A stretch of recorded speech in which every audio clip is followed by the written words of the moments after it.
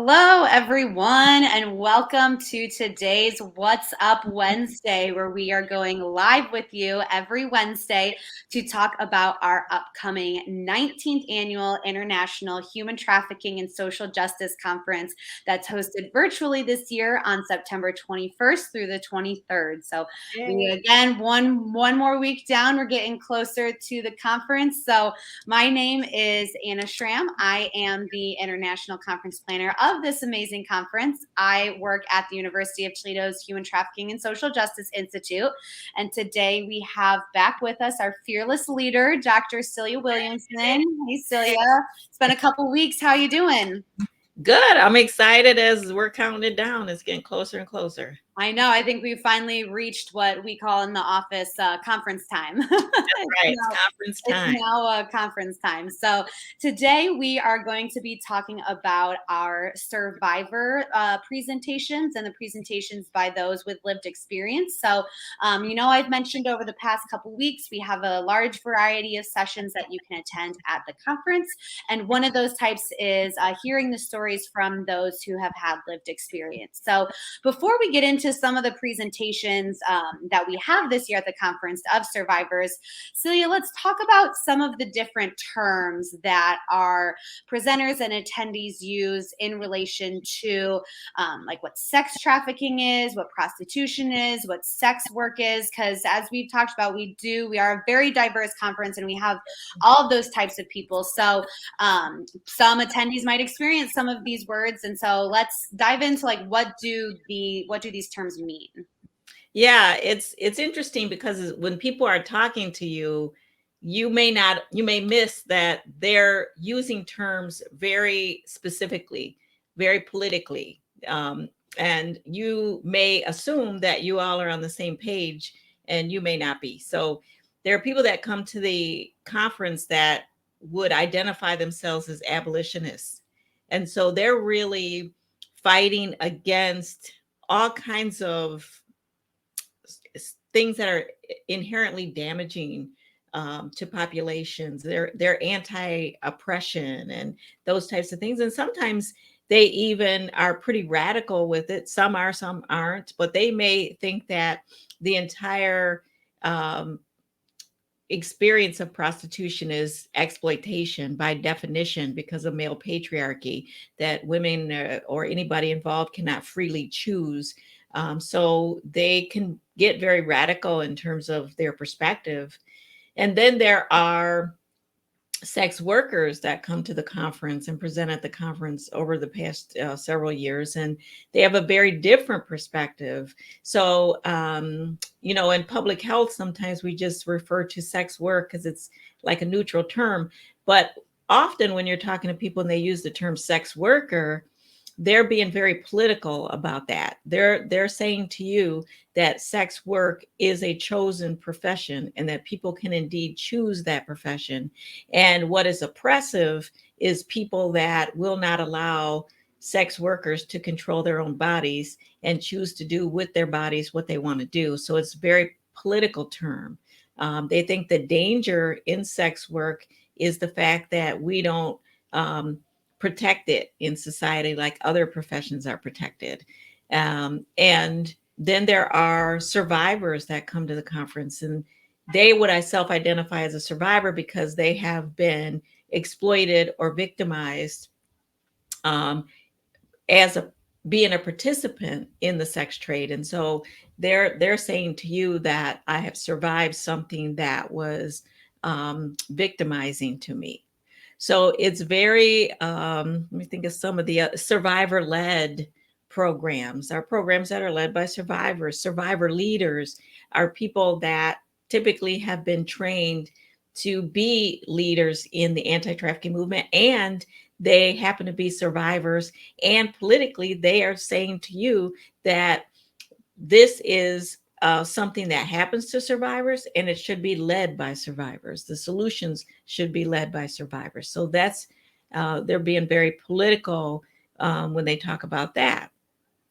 We tend not to use the words juvenile prostitute at the conference because those words really don't go together. We say commercial sexual exploitation of children, and the short version of that is CSEC, CSEC. So we'll say that. Some people will use the word prostitute, and definitely um, they're they may be reclaiming that word because that's been their experience. But it's a word typically that is not a word outsiders would use. It's a word very much that insiders would use. If you have that lived experience, you use that word. If you don't have that lived experience, you likely probably should not use that word. Same thing with the words whore, slut. Those words are sometimes being reclaimed by the people that have been in the sex trade, but those are words typically that if you're an outsider, you don't want to use. And so, yeah, that's some of those are some of the terms that Yeah. that we Sure. Yeah. Going through all that and explaining it, I think it makes, helps it put it more into perspective. It makes sense. So, but it can be slightly controversial, I think, to have both like survivors and sex workers at a conference. So, like, what is the importance of us having, people from that whole spectrum at the conference? Yeah, because we have an academic conference, we like to say, in the truest sense. And an academic conference means that you hear challenging information, and it's supposed to challenge you, challenge your knowledge, challenge your intellect, and stretch you intellectually. So we always say go to ones you agree with already. You read the description, you say, yep, I'm all about that, go to those. And then go to one you necessarily don't agree with or you don't even understand. Sit there respectfully, Mhm. listen, learn, and then decide at the end, okay, now that I am well informed, I don't agree with this argument, but now I understand the argument. I understand exactly why I don't agree with it. Or let me expand my knowledge base to incorporate this new knowledge. I mean, that's what an academic conference. Now, a Mhm. political conference, they don't identify themselves as such, but go to them all the time. And political conferences are everybody agrees with everybody, and no one really, they gain knowledge but they really don't stretch their intellect. And so that's what our conference challenges you to think about scary things that Mhm. maybe you were uncomfortable about, but that's the only way that we grow and evolve as a civilized society. Yeah, completely agree. It's so important. So, yeah, thanks for talking about some of those nuances with us because, yeah, it is something that some people are scared to talk about or is just like only starting to be talked about a little bit more. So, I do want to highlight a couple of the sessions you can attend at the conference that are presented by survivors or people with lived experience. So, remember that you do have over 110 sessions to choose from at the conference this year. It is our largest conference, which is so exciting. So the ones that I'm just listing are just a small sampling, but remember that you also, if you've registered for the conference, you have the ability to watch all of the sessions as on-demand recorded webinars for up to 3 weeks after the conference. So you just go to our website, which is traffickingconference.com/register to register for the conference. You can look at all of the different types of sessions that we have and choose which ones you want to go to. So some of the ones that I do want to highlight are Jessa Dillo Crisp is going to be presenting on listening to the silence, the hidden elements of familial trafficking, which we've had more presentations on familial trafficking in the last couple of years. I think it's Yeah, really that's good.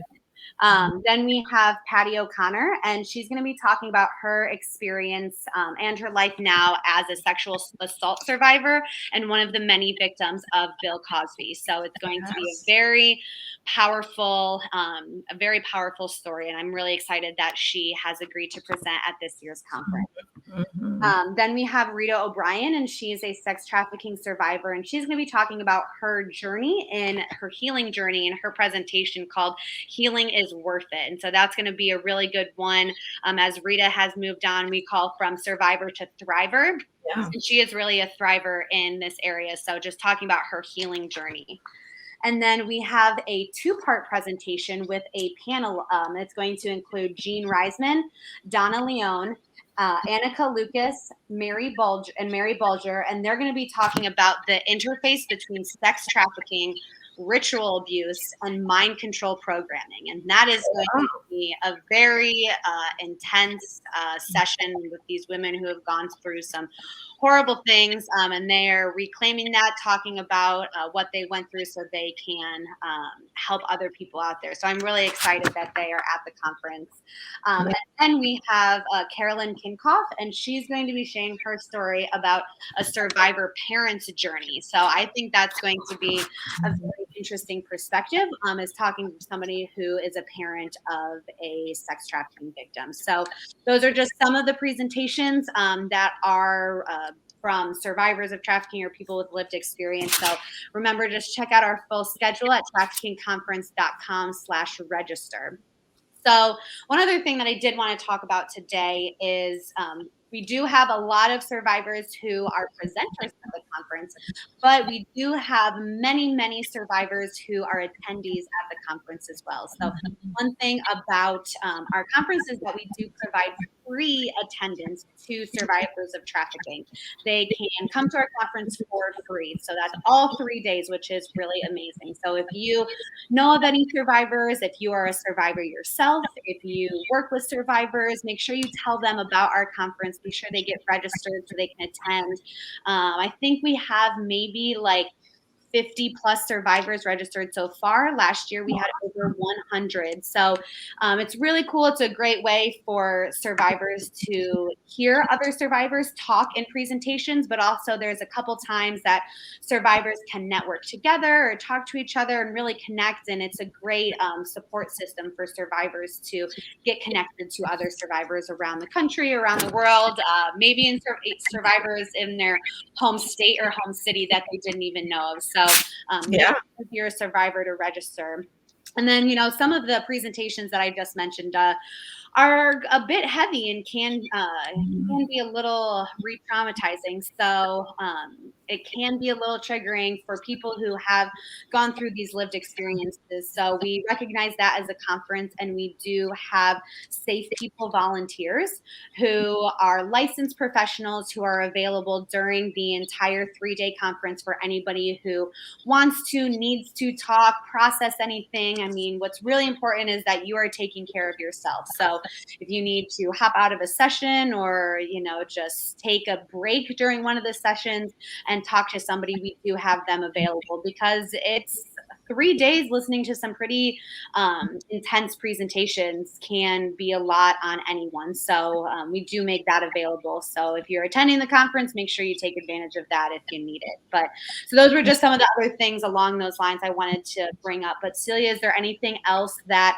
you wanted to talk to us about today before we wrap up for today?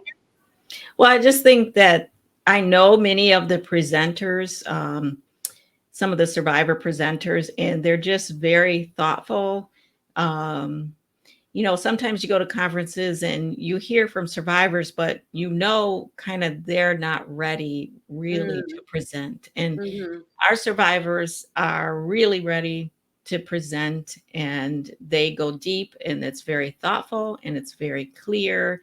And and letting our survivors in for free. We've done that since day one. We've done this conference for 19 years, and it's our way of helping survivors become those survivor leaders. We also support the idea that they should be leading a lot of these movements and a lot of these programs. And the way to do that is to give them access so that they can come to a high level conference, learn and learn and learn, so that when they get out there and begin to lead, they can lead from not only their lived experience, but skills and knowledge from a knowledge base.